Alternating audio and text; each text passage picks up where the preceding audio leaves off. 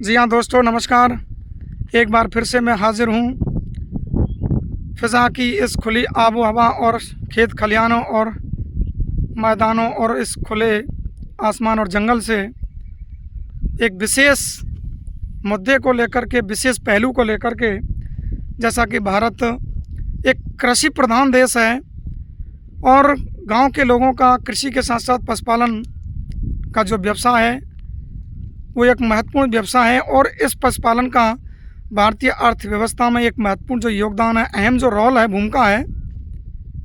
यानी कि भारतीय अर्थव्यवस्था की कृषि के साथ साथ पशुपालन एक महत्वपूर्ण जो रीढ़ है वो मानी जा सकती है। तो वर्तमान दौर में किस तरीके से पशुपालन के प्रति रुचि, दिलचस्पी, रुझान है, बजाय पुराने समय के दशकों पहले किस तरीके का पशुपालन के प्रति लोगों का एक रुझान जो था और अब क्या कुछ दिखाई देखने को मिल रहा है। तो गांव के जो लोग हैं वो इससे भली भांति वाकिफ़ होंगे, समझते होंगे, परिचित होंगे।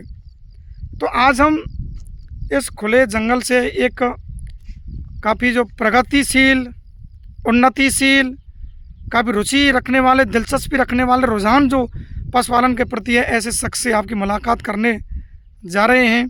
क्योंकि कुछ तस्वीरें हमारे सामने ऐसी आती हैं कि उनसे अछूते रहना हमें एक नामुमकिन गुजरता है, नागवार गुजरता है। मतलब शोभनीय नहीं देता कि कुछ तस्वीरें दिल को छूती हों, प्रेरणा का स्रोत हों, नसीहत, सीख प्रदान करने वाली हों, और उनको अगर हम साझा ना करें तो ये मुमकिन नहीं है। तो ऐसे ही शख्स से आज हम मुलाकात करने जा रहे हैं और वो ये शख्स हैं कि कुछ समय पहले आपने देखा होगा उनकी जो तस्वीर हमने डाली थी, किस प्रकार वो अपने निजी प्रयासों के, निजी तौर पर एक प्राकृतिक जो जल स्रोत है, कुंडा, तालाब, उसमें पानी भर कर के मूक बेज़ुबान प्राणियों को, जीव जंतुओं को एक जीवन दान है और संरक्षण जो प्रदान कर रहे थे, एक मानवीय और इंसानियत जो धर्म का पालन जो कर रहे थे। तो वो काफ़ी प्रेरणादायक वो जो तस्वीरें थी, आज उन्हीं शख्स से आपकी आज मुलाकात करने जा रहे हैं कि किस तरीके से आज वो पशुपालन करके और यहाँ पर अपना एक जीविकोपार्जन और ग्रामीण अर्थव्यवस्था, ग्रामीण जो परिवेश का प्रमुख जो व्यवसाय है पशुपालन, उससे जुड़े हुए हैं। तो आज हम जी सर, नमस्कार हो। जय भारत, जय हिंद, राधे राधे जी, राधे कृष्ण। तो राजेश जी, आप उस दिन हमने एक वीडियो डाला था, तो तालाब में, कुंडा में आप निजी तौर पर अपने खुद के प्रयासों से पानी भर कर के और इन मूक बेज़ुबान प्राणियों को एक जीवन दान है, संरक्षण दे रहे थे। तो लोगों के समक्ष हमने आपकी वीडियो शेयर की तो लोग काफ़ी आपकी तारीफ़ और प्रशंसा जो कर रहे थे। और आज एक व्यक्तिगत आप पशुपालन को जो कर रहे हैं और आज के दौर में देखता हूँ कहीं ना कहीं लोगों में पशुपालन के प्रति एक दिलचस्पी है, रुझान है, रुचि दिनों दिन प्रतिदिन जो कम होता जा रहा है। आप देखिए, बुज़ुर्ग पहले बहुत कुछ पशु पालन के प्रति उनकी रुचि थी, पशु पाला करते, और आजकल बहुत कम पशुपालक ऐसे नज़र आते हैं। और युवाओं की हम विशेषकर बात करें तो पढ़े लिखे जो युवा हैं वो एक वाइट कलर जॉब जो हैं, यानी कि वो पसंद करते हैं रोज़गार, और ये पशुपालन से बहुत कुछ आय अर्जित की जा सकती है।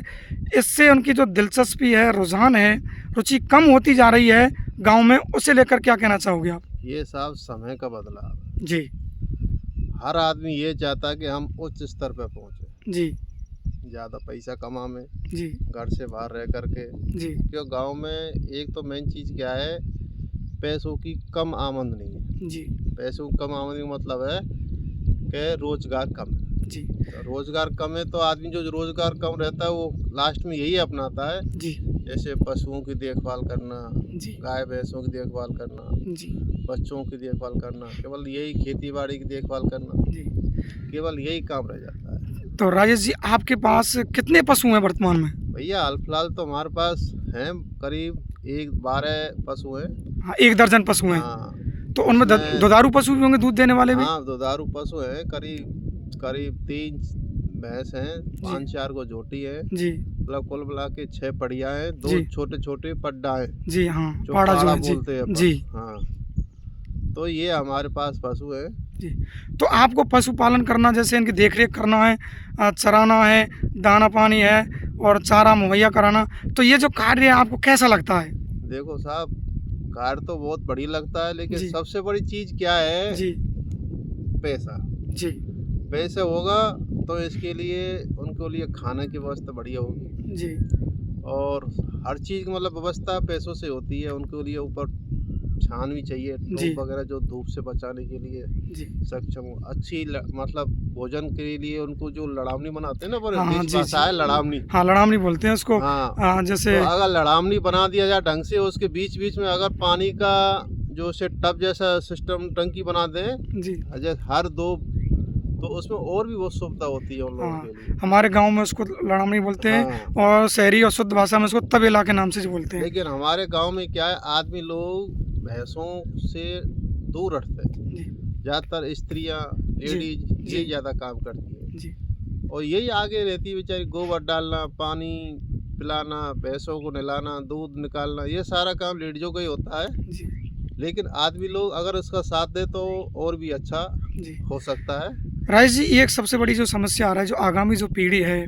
चाहे महिला वर्ग को ले लीजिए, नवागत अपनी जो बहुएँ हैं और जो बेटियां हैं, तो ये एक सबसे बड़ी जो समस्या है पशुपालन में, दूध धोना, यानी जिसे हम दूध काढ़ना कहते हैं ना, वो नहीं नज़र आता है। मेरा एक सबसे बड़ा जो कमज़ोर पक्ष है, मेरे पर भी दूध काढ़ना, दूध धोना नहीं आता नहीं है, आता। तो ये बहुत बड़ी समस्या है। देखो, तो कहीं ना कहीं ये पशुपालन के प्रति अरुचि और दिलचस्पी का जो अभाव है उसको दर्शाती है कि नहीं?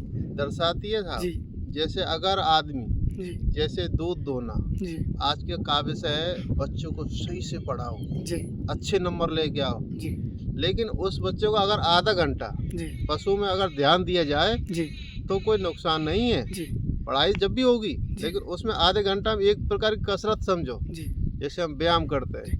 राजेश जी, जैसा कि आप के एक हाथ में लाठी है और आपकी काफ़ी मजबूत स्ट्रॉन्ग बॉडी एंड काठी भी मजबूत है, तो कहीं ना कहीं आप पशुपालन कर रहे हो, तो इससे क्या है कि शारीरिक तो व्यायाम होता है, परिश्रम जो होता है, बॉडी मजबूत होती है, तो कहीं ना कहीं पशुपालन से हमें एक दूध, दही, घी, मक्खन जो मिलता है, तो आज के इस युग में बाजारू आइटम से कहीं ना कहीं बेहतरीन तो माना जा सकता है। बिल्कुल बिल्कुल, एकदम सही बोले साहब आप। जी, हमारा क्या है, देसी खाना है। जी, सुबह छाछ और दरिया। जी, अगर छाछ नहीं है तो जो दूध की जो दही बनती है ना, जी, उसको लस्सी, स्टीम लस्सी बोलते हैं, लस्सी बना दो, जी, तो हमारे इधर श्यामिन बोलते हैं उसको। हाँ जी, बिल्कुल। उसमें अगर दरिया घोल के अगर खाएंगे तो उसका टेस्ट अलग ही आएगा। जी, पेट में गुरगुराहट नहीं होगा और जी। गर्मी से दूर रहोगे। जी।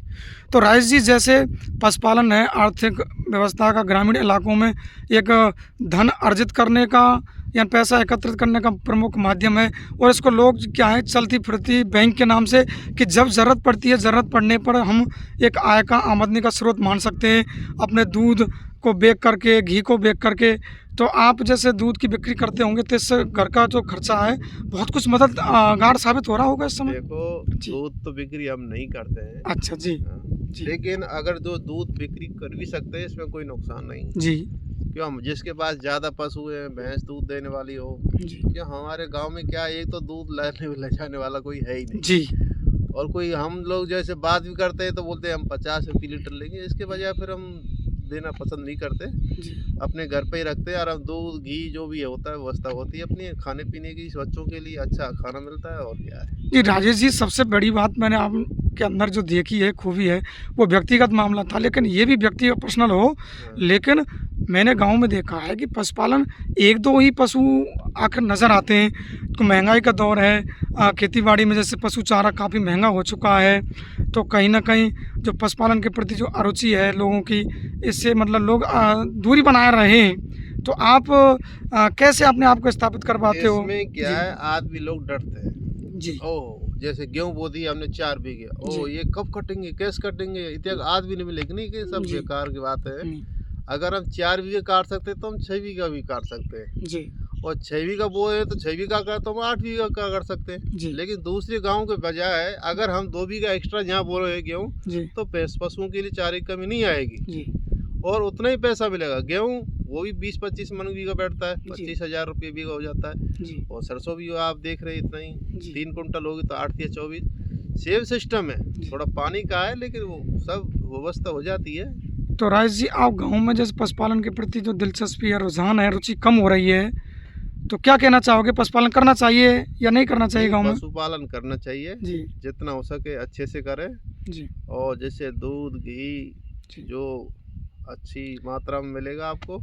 अच्छा, बच्चे ये बात भी बताओ खुश राजेश जी, रहेंगे। बाजारू जो आइटम होते हैं, तमाम मेवा मिष्ठान हैं और ये चटोकरी जो अपने ये कुछ जबान जी ये कुछ टाइम के लिए होता है, जी जैसे अच्छा लगा, लेकिन जो पेट भरेगा ना लास्ट में, आप बफर में देखोगे सब चीज खा लोगे, लेकिन लास्ट जी। में जा करके हाँ, सेहत के लिए नुकसानदायक है वो वो। तंदूरी व रोटी पे ही जा पहुंचोगे। जी। तंदूरी रोटी खाओगे, सब्जी खाओगे, जब जाकर आपको डकार आएगी। जी और उससे पहले आप देखते हो कितना खाना खा लेता है आदमी जी है, लेकिन उससे नहीं पूर्ति पड़ती। लेकिन लास्ट में जाकर क्या, वही पूरी नहीं, खाली वो देखेंगे हाँ यार रोटी चाहिए। जी। राजेश जी, एक और बात बताएं, जैसे पशुपालन कर रहे हो तो आप अकेले या आपके पीछे कौन इसमें आपका एक रोल है जो अहम योगदान जो निभा रहा है, आप बताना चाहोगे?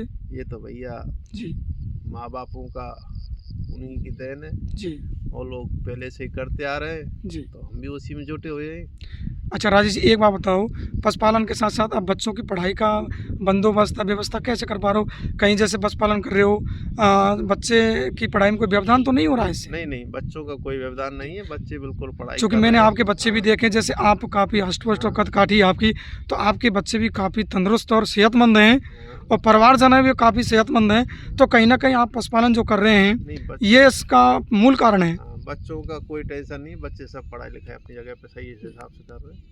तो दोस्तों, जैसा कि ये जो शख्स है हमारे सामने, जो युवा साथी हैं, पशुपालन के प्रति इनकी कितनी अच्छी जो दिलचस्पी है, रुझान है और रुचि है, उसे आपके समक्ष इसलिए रखा गया है क्योंकि आज का जो युवा है कहीं ना कहीं ऐसे कार्यों से एक परहेज करता है, दूरी बना रहा है। लगातार वाइट कलर जो जॉब है, एक सपोज पोस्ट जो काम है, एक ऑफिशियल जो काम है, कार्यालय कार्य, उसके प्रति जो ज़्यादा जो रुझान और दिलचस्पी और अपना मंतव्य और एक मानसिकता उनके अंदर जो हावी हो रही है, तो इसलिए ये भाई हमारे साथी हैं।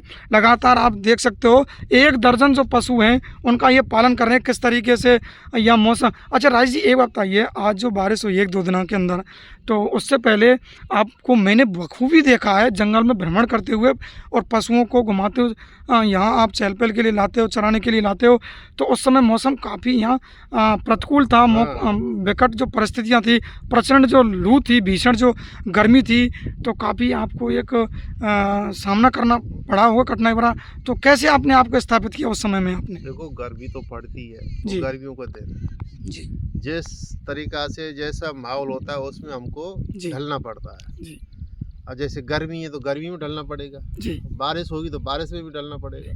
कुछ लोग हैं जैसे चंद समय के लिए लाइट चली जाती है, शहरी लोग हैं हाहाकार मचा देते हैं, लेकिन आप तो साक्षात में प्रकृति से जुड़े हुए, आपका एक लगाव और भाव और जो चाव है, सबसे ज़्यादा मैंने आपको देखा तो प्रकृति। जी कूलर की हवा में कम ही सोता हूँ, अधिकतर बाहर अपना मतलब ग्राउंड है जी घर के अंदर, चौक बोलते हो उसको। जी। तो राजेश जी, जैसे प्रकृति में घूमना, यहाँ के वे पेड़ पौधे, पक्षी हैं, परिंदे हैं, उनके साथ आप जैसे रूबरू होते होंगे, तो आपको कैसा लगता है? अरे बहुत अच्छा लगता है जी। जी और घूमना भी चाहिए, जिससे थोड़ा बहुत व्यायाम, उसके बहाने से अपना व्यायाम भी हो जाता है, घूमना भी हो जाता है, और थोड़ा बहुत पसीना निकलेगा तो अच्छा होता है। तो राजेश जी, अब 2 दिन जैसे खाओगे। बारिश हुई है, मौसम काफ़ी अनुकूल हो गया, अच्छा हो गया है, इसे लेकर क्या कहना चाहोगे आप? अरे साहब, अब तो ये है, हम आप यही है, हर किसान से यही पूछना चाहते हैं कि जी। अभी रवि बोले थे क्या? हाँ, जो कोई बात नहीं, सॉरी, हाँ खरीफ की जो फसल है, कोई हाँ, बात नहीं जी, किसान है हमारे जी। खरीफ है रवि है, खरीफ की फसल की बुवाई होने जो जा रही खरीफ की जो जी। फसल है उसकी बुवाई करनी चाहिए जी कि नहीं करनी चाहिए? जी क्या बोना चाहिए? मतलब बाजरा, ज्वार, मूंग, ग्वार। हाँ, अभी मैं समझता हूँ इंतज़ार करना चाहिए किसानों को, क्योंकि ये प्री मानसून बारिश है और अभी तो जून का जो महीना है, जून के अंतिम सप्ताह में मानसून दस्तक दे सकता है। तो मैं समझता हूँ अभी थोड़ा सा उचित और एक तर्कसंगत, न्यायसंगत और ठीक और सही नहीं ठहराया जा सकता, तो अभी किसानों को इंतज़ार करना चाहिए। तो दोस्तों, हमारे ये साथी हैं, तो हमें नज़र आए उस दिन इन्होंने किस तरीके से उस तालाब में पानी भर कर के जीवन दान, पक्षियों को, जीव जंतुओं को प्रदान, संरक्षण जो दे रहे थे, और निजी तौर पर, निजी खर्चे पर, तो वो तस्वीर भी आकर हमने डाली। और आज यहाँ काफ़ी संख्या बल में जैसे ये पशुओं को यहाँ लाए हैं और पशुपालन का ये व्यवसाय जो कर रहे हैं, तो कहीं ना कहीं हमारे लिए काफ़ी ये प्रेरणास्पद और प्रभावित करने वाली जो तस्वीरें हैं, आकर इनको साझा शेयर करना हम इनसे अछूते रहें ये मुनासिब नहीं समझते। आप देख सकते हो इनके जो पशु हैं आखिर काफ़ी दूरी पर यहाँ जा चुके हैं और 1 दर्जन जो पशु हैं, काफ़ी आप देख सकते हो गांव में देखा होगा 1-2 पशुओं को पालना बड़ा कठिनाई भरा है, क्योंकि लोग जो हैं कहीं ना कहीं आराम तलबी हो सकते हैं। तो कहीं ना कहीं ये महंगाई का जो दौर है, पशु चारे का जो संकट है, वो भी इसका कारण हो सकता है। तो कहीं जो लोगों की एक बॉस बनने की जो प्रवृत्ति है, वाइट कलर जॉब चाहने की जो इच्छा है, मानसिकता है, वो भी आखिरकार ये पशुपालन के प्रति जो लगातार दिन प्रतिदिन आगामी समय में बढ़ती हुई जो इनके प्रति जो रुचि कम हो रही है, रुझान जो कम हो रहा है, दिलचस्पी कम हो रही है, एक चिंता का विषय है वो माना जा सकता है। तो दोस्तों ये सक्षम है, नज़र आए और इस 1 दर्जन पशुओं का ये पालन कर रहे हैं और खुले इस जंगल में लगातार ये प्रत्यक्ष रूप से साक्षात रूप से यहाँ प्रकृति से इनका जो एक बेहद जो लगाव है, भाव और चाव और जो जुड़ाव है, तो कहीं ना कहीं ये संकेत और हमें ये दर्शाता है तो कि प्रकृति के साथ इंसान जब रहता है तो काफ़ी एक अनुकूलन स्थापित कर लेता है। ये हमारे शारीरिक बॉडी जो है उसके लिए एक मजबूती प्रदान करने के लिए काफ़ी माध्यम है। तो पशुपालन को लेकर के इस भाई की जो तस्वीरें हैं, जो आज हमने कुछ चर्चाएं की हैं, आपका क्या कुछ कहना है? पशुपालन कैसा व्यवसाय है? तो दोस्तों एक बार ऐसे पशुपालक को एक सैल्यूट करते हुए, एक धन्यवाद देते हुए और इनको एक शुक्रिया अदा करते हुए निश्चित तौर पर इनकी मेहनत को, इनके पशुपालन के प्रति जो लगाव है, दिलचस्पी, रुझान जो है, निश्चित तौर पर सलाम करें। थैंक यू दोस्तों, नमस्कार, जय जवान जय किसान। जय भारत जय किसान।